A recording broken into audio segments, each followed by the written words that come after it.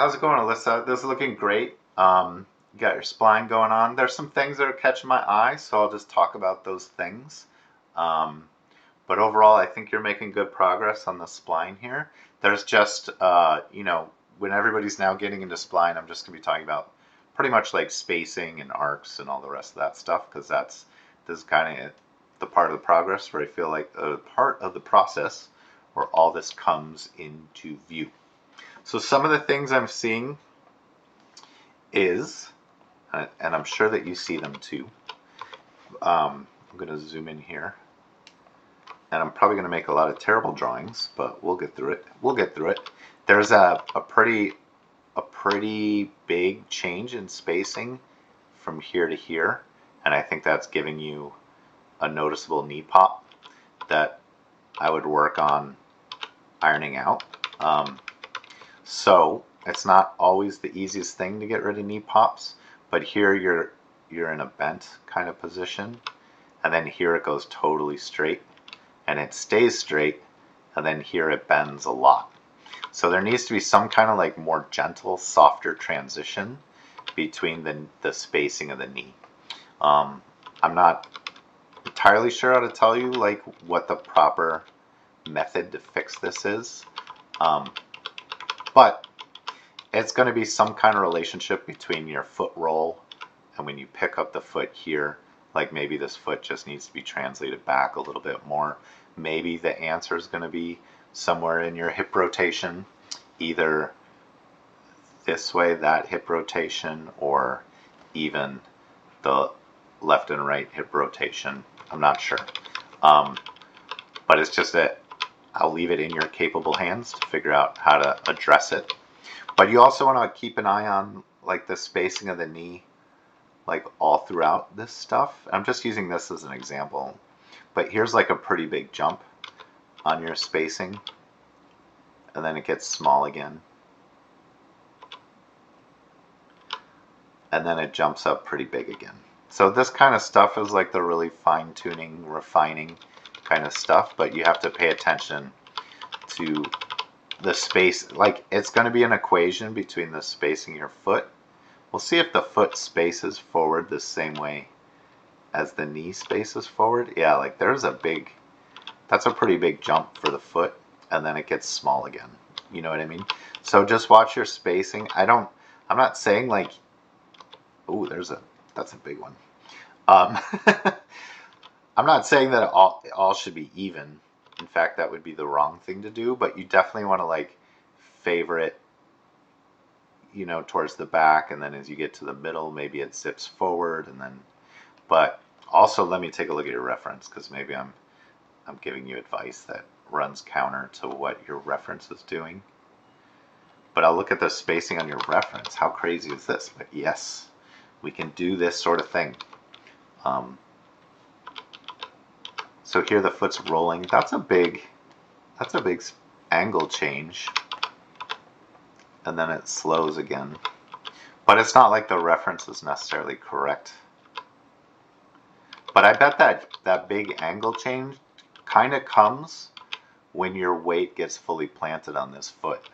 And then it slows again because it's kind of like a style. It's part of the dance, right? It's part of what makes the dance the dance.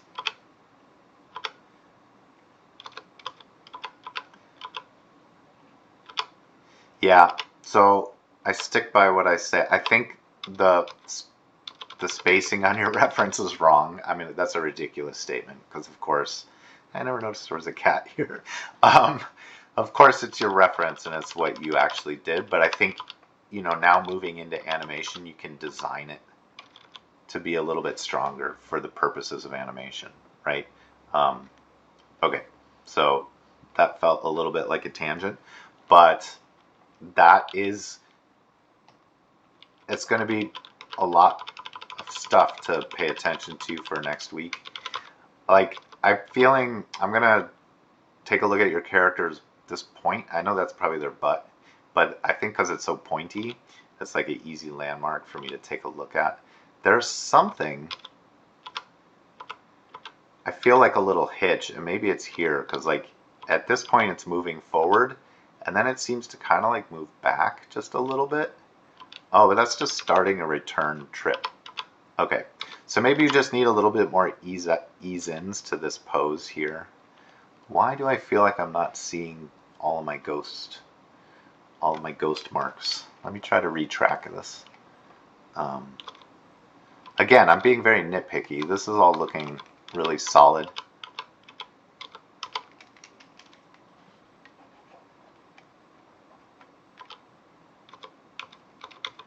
I think because it like moves forward here and then it like instantly kind of moves back. You know what I mean? Tiny spacing note. But it goes from like here to here, back to there. And I think we just need a little bit more of like an ease in and ease out. It doesn't have to be huge, just a little bit. But I noticed when I was watching it at speed that area kind of caught my eye. Yeah, it looks like there's just a tiny little like foot lift here on this frame. Not a big deal, but maybe you can iron that out. Yeah, cool. Let me take another look from the front.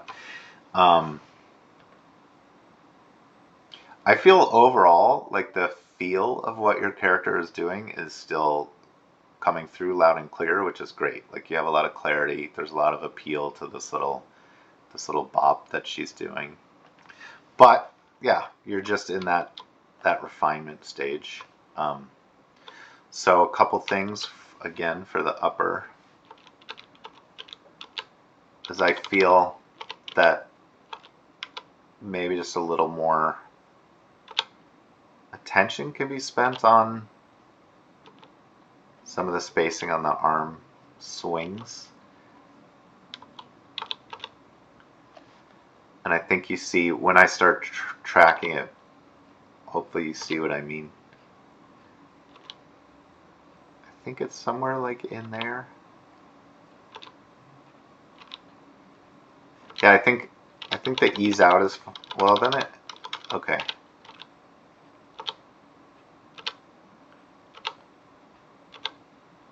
Okay, so it kind of lingers in this space, and maybe that's fine. Maybe that's part of the dance. There's a bunch of like stacked keys in this space, and then it kind of accelerates out of that pretty quickly. And then here, again, I feel like we're like hitting a wall and bouncing a little bit. So maybe when the arm comes back here, maybe you just need to keep this rotated a little bit more to try to make it like an ease. Oh yeah. So it looks like even after that, it bounces that way. So just clean that up, pay attention to that kind of thing.